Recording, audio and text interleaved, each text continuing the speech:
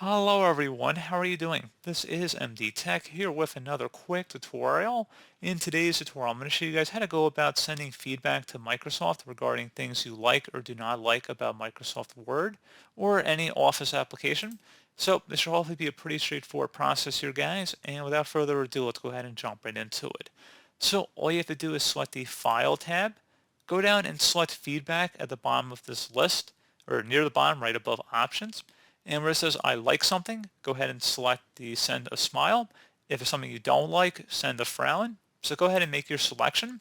And then at this point, go ahead and enter into this field either what you like or don't like, depending, of course, on your reason for leaving feedback. And you can also include a screenshot as well if you choose to do so. And you can also include an email if you want it to be contacted about your feedback, potentially. And then you would just submit your comment, and that's pretty much it. So, as always, thank you guys for watching this brief tutorial. Do hope I was able to help you out, and I do look forward to catching you all in the next tutorial. Goodbye.